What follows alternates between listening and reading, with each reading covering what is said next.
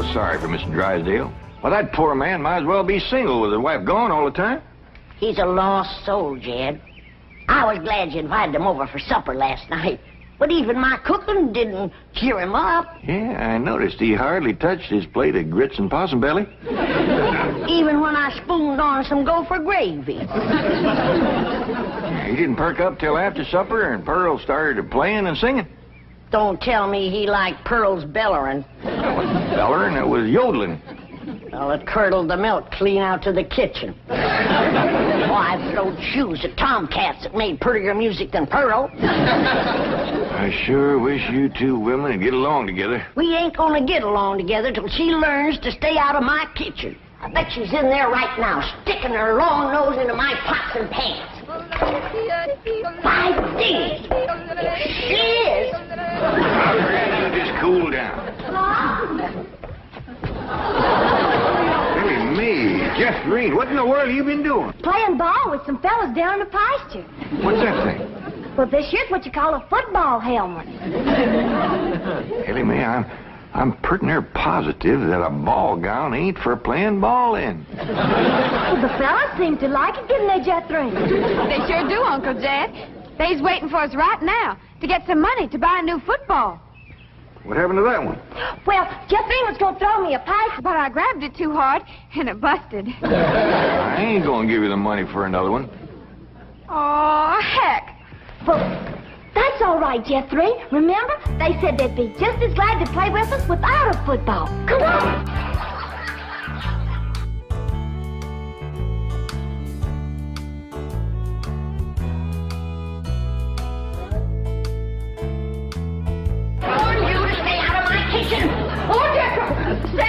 Protect me from that wild woman. Hold her, Jethro, so I can tackle her. Granny, a thing like that could smart. Put me down, big overgrown foot. Hey, what's going on here? Jethro, put your granny down. Put me down. He was fixing to whomp Ma. I'll whop her. Here, Ma, now it's a fair fight. I'm gonna whomp nobody. Well, then you tell Pearl the next time she sticks her nose in one of my pots, I'm gonna cook it. It is my bounden duty as a mother to supervise the victuals of my growing children. Don't tell me they is still growing. The Clampett side of the family has always been big, strong, strapping folks. It's your family that brought in the runts. Who you call a runt? I think she meant you, Granny. He's about as helpful as a high wind in a prairie fire. Come on, Pearl, you and me's gonna have a talk. Jethro, you stay here and help your granny cool down. Okay, Uncle Jed. Granny, would you rather I held you under the faucet here to cool off, or took you out to the cement pond and ducked you? Try either one, and I'll bash you flatter than a gander's arch. Now, Pearl. Cousin Jed, I know just what you're going to say. You're going to say, Pearl, stay out of the kitchen. You're going to say, that's Granny's kitchen, and it's none of your business. You're going to say, stay in your room where you belong. That's what you're going to say, ain't it? Ain't nothing like it at all. What I was going to say was, it seems to me that a handsome widow woman in the prime of life ought not to be hiding herself in the back part of the house, working over steaming pots and pans and dipping her panty-playing fingers into soapy water and hoarsening up her beautiful singing voice yelling at Granny. That's what I was going to say. Praise be. Why don't I keep my big mouth shut and just listen? You know, Pearl, you got the gift of making music. And I reckon there ain't nothing these city fellas likes better than that. Really, Jay? Yeah, remember last night Mr. Drydale was here and you was playing and singing and yodeling for him? Yeah. You brung that poor lonesome man a lot of happiness. Jed, you ain't agreeing with me, are you? I'll give you my word. Remember that song you sung, The Flowers That Bloom in the Spring, Tra-la? Yeah. Well, you had Mr. Drydale believing it was spring. No. Yeah. While you was still singing, he went flung open the window, stuck his head out, and started taking deep breaths just like he was really smelling them flowers. You reckon he liked my yodeling? Pearl, he like to went wild. I reckon them city fellas don't get a chance to hear much yodeling. 'Cause when you throwed your head back and cut loose, it really grabbed a hold of him. It did? He gripped the arms of his chair till his knuckles turned white. Then he commenced to rocking back and forth and moaning like he's under some kind of a spell. And his eyes commenced to circling in his head, and real tears run down his cheeks. Before you got done, he was limp as a dish rag. I had to help him to the door. Uncle Jed, I can't seem to do nothing to cool Granny off. Ain't no need to, Jethro. Your pretty, young, piano-playing Ma has decided not to hide herself away out in the kitchen. That's a good idea, Ma, because Granny, she'd find you and whomp you. Well, we'll see about that. Well, you stay out here and practice playing and singing and yodeling. I'll take care of Granny. I wonder if I should have told Uncle Jed that Granny's waiting behind the door with a skillet to whomp the first person that sets foot in her kitchen. I reckon I should have. Jed, I'm sorry. I thought it was Pearl coming in.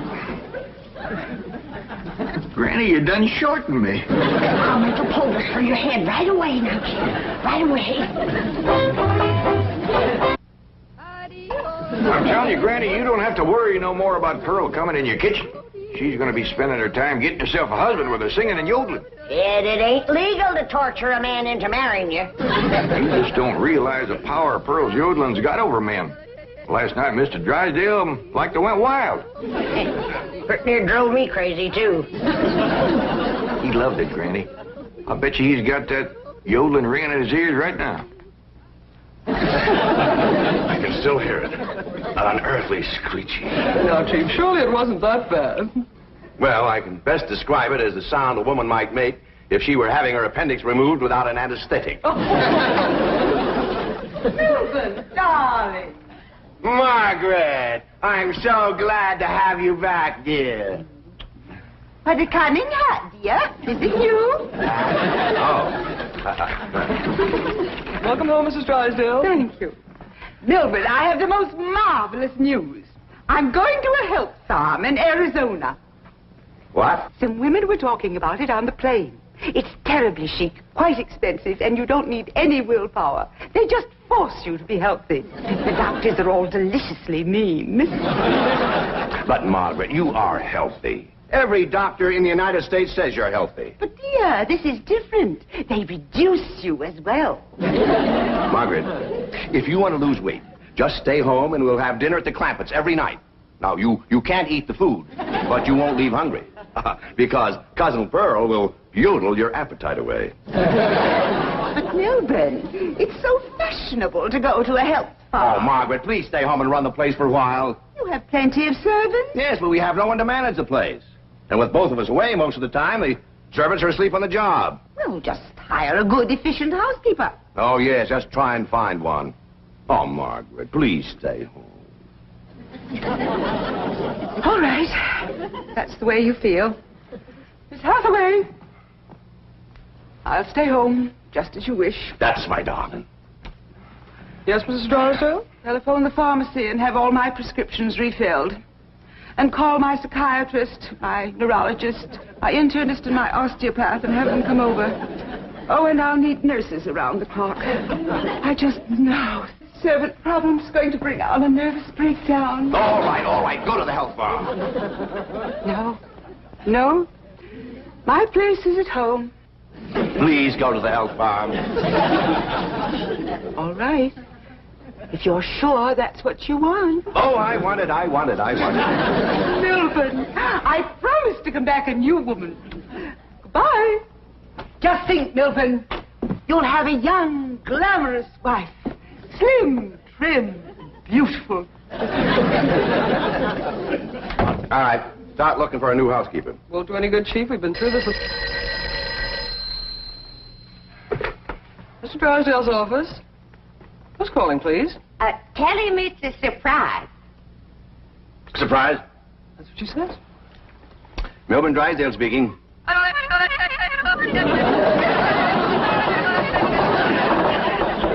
in the world is that? That is Pearl Bodine yodeling. Now, when she comes up for air, tell her I was drafted. Chief, she might be the answer to your housekeeping problem. What? Be nice to her. I'll explain. Hello? Hello? Hello, Mrs. Bodine. How nice to hear your voice again. What are you saying? Mr. Clampett says that Pearl is such an industrious housekeeper that Granny is jealous. She might take over your house and hers and solve both your problems. What about that yodeling? I won't be there. And I defy any servants to sleep on the job with Pearl around. Hello? Hello, Mrs. Bodine. I wonder if I might come over and talk to you for a while. What, talk to me? Well, what about? Well, I think you may be just the woman I've been looking for. Yeah. You take over the running of my house? Well, yes. Come right ahead. Can we say 3 o'clock? Let's say 2.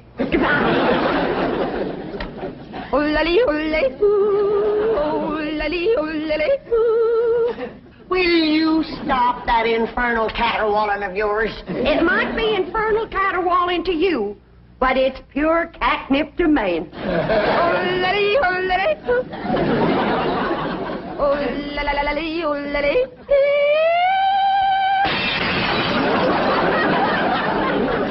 Why, looky there. I hit such a perfect note, it busted the glass. It wasn't your voice that busted the glass. It was your face. We'll see who gets the last laugh when my sweetie comes. What, sweetie? That's for me to know and you to find out. Ha, ha, ha.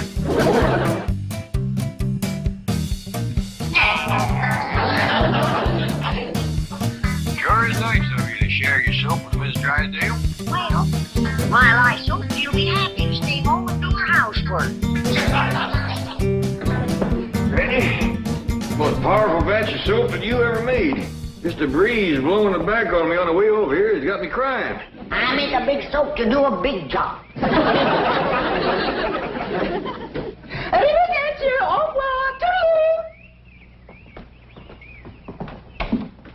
Howdy, Miss Drydale. Hello. Goodbye. Where are you going? Melbourne is sending me to a help farm. Martin, are we loaded? Yes, ma'am. Well, let's fly. Just a minute, Miss Drydale. Granny and me brung you something. Yeah, honey. Take a good whiff of this. How nice of you. Tell the gardener to spade it in around the rose bushes. Toodaloo. Oh, just a minute, ma'am. Granny and me'd like to talk to you. I haven't time. The sooner I go, the sooner Melbourne will have his new wife. Did you say new wife? Completely new. Young, glamorous, slim, trim, and beautiful. Oh, Martin, did we pack my medicine? 16 bottles, Mrs. Drysdale. Drive on. Toodaloo.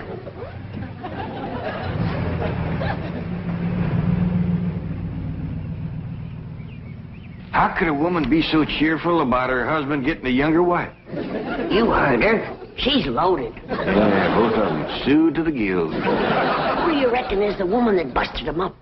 Hard to tell, Granny. There's so many young, beautiful women out here.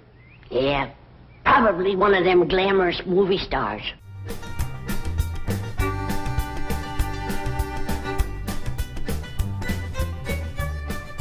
Hey, Ma. You sure are all fancied up. Do I look like one of them glamorous movie stars? Yeah, by golly, you do. Which one? Milton Sills. Go on and get out of here. Now, listen. You find your sister Jethrine and your cousin Ellie Mae and tell them to start practicing to be bridesmaids for my wedding. Are you getting married, Ma? Well, it ain't official yet, but I sure got him anxious. He's going.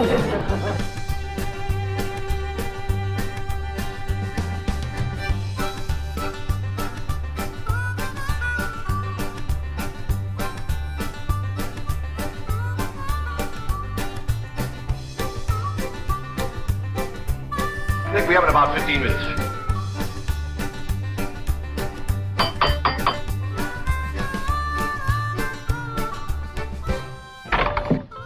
Oh, Mrs. Bodine. Why, Mr. Drysdale, you are anxious.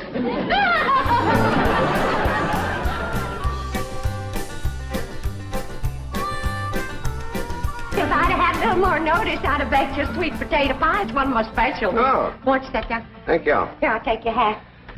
Yes, sir, I just love to cook, and I love to sew, and I love to keep house. Yes, I've heard you're an exceptional housekeeper. But I ain't one of them fussy ones. No, sir, not me. I say a man's home is his castle, and it is the duty of a woman to make him comfortable. Oh.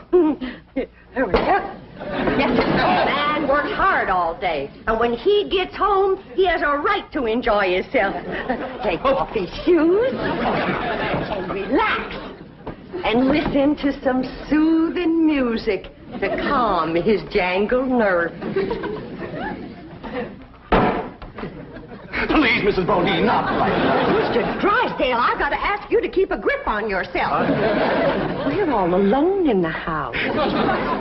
If you want me to keep a grip on myself, I must ask you not to play or sing or yodel. I understand. Kind of makes you go all to pieces. Yes, it does. Well, come on back, and you sit down. Why, Mr. Drysdale, you're perspiring. Why, you got to get relaxed. Oh, please. A man can't say what's on his mind unless he's resting easy. Land's sakes. And with that tie and collar choking you, it's a wonder you can talk at all. Oh, Mrs. Bodine, I'll be all right. Really, I will. Mr. Drysdale, you got a hole in your stocking. It's nothing to be ashamed of. When a man ain't got a woman around to care for him, them things is bound to happen. I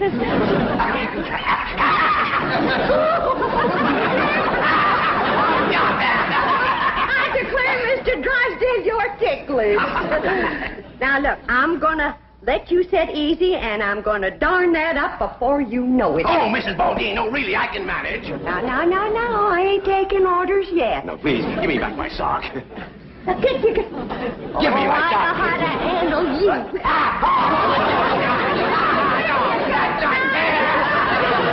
Uncle Jed, Granny, Ma's gonna get married. What? Oh, too. Well, she wouldn't tell me, but she was expecting him any minute. I reckon he's inside right now. Let's go in and see who it is.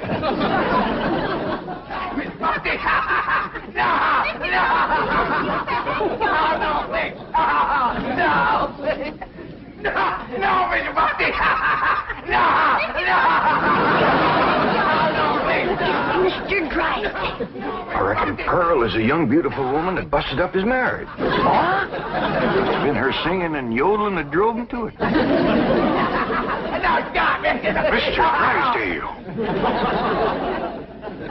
Mr. Clappett, it was just, your cousin and I were... Oh, no, we weren't. Jethro, leave the room. Leave the house. Did you have to come back right now?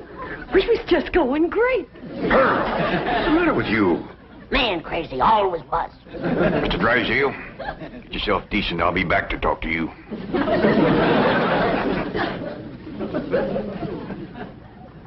Shame on you. You too, Pearl, you homewrecker. I didn't know what you're talking about. You told me that Mr. Drysdale was crazy about my yodeling, so I called him at the bank, and I yodeled, and he come a-running over here to see me. You done yodeled your way twixt Mr. Drysdale and his wife? Wife, I didn't know he had a wife. Well, he has. The sweetest, kindest, nicest, drunkenest woman you ever saw. You done sent her to the farm. Put her out to pasture so he can marry you. You seen her leave? Oh, she knows about you, Pearl. Said her husband was going to get a new wife. Young, glamorous, slim, beautiful. Jed, that can't be Pearl. You're forgetting what a powerful spell her voice throws on a man.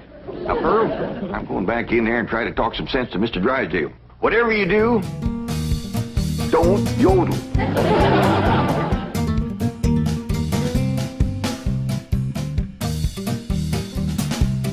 Oh, Mr. Clappett, I'm terribly embarrassed about the picture we must have presented when you came in, but I assure you I wasn't at fault. Yes, your cousin Pearl is one of the most... Yeah, my cousin Pearl admitted that she called you on the telephone and stirred you up. But she didn't know you were going to send your wife away to make room for her. Oh, but I didn't. In the first place, my wife is never home. Second place, if she does come home, there's still plenty of room for both of them. Mr. Drysdale, I hear tell that you folks out here behaves mighty different than we's used to. I know you're carrying a heavy load on account of your wife. But I just can't let my cousin Pearl get mixed up in any kind of goings-on like that. Well, then, if I can't have Pearl, can I have Granny?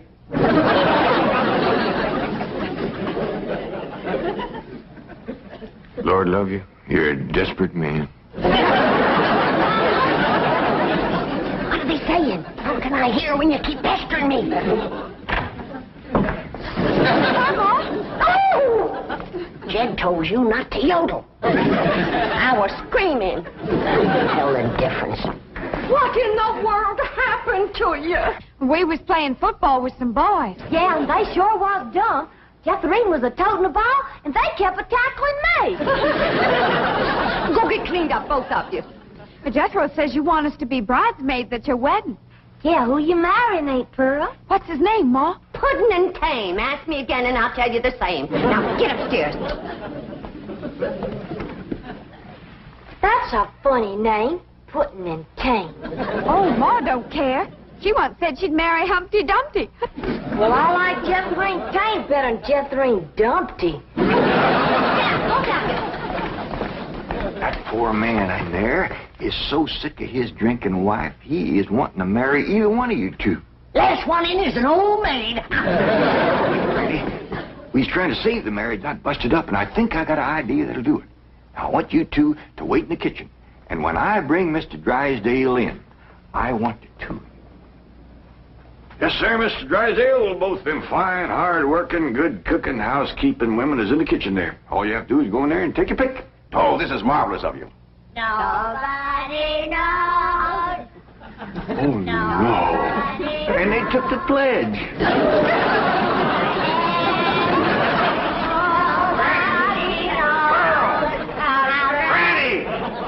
Well, look who's here. It's old Jed himself. And there's Beverly, baby. You fellas want to dance? Come on, have a little dance. Come on now. You can't dance with her. Why not? It's all downhill. Take your pick now, Mr. Drydale, while I can still walk over to your house. Oh, he's gonna pick me. Ain't you, sweetie Milby? Oh, no, he ain't. He's gonna take me, ain't you? He gets your banker grabbing hands off of him. Will you shove it, fella? Will you shove it, huh? I'll show you. Shove it there.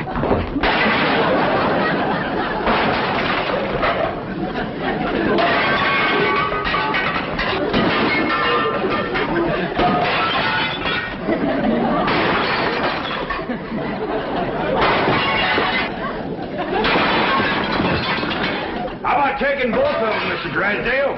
No, thanks. You done it, girl. Bless you both. Pearl, you were just great. So was you, Granny, darling. Together, you saved that man's home and you saved his marriage. Now, don't it give you a good feeling? Yeah. I'm kind of winded. I think I'll go upstairs and rest.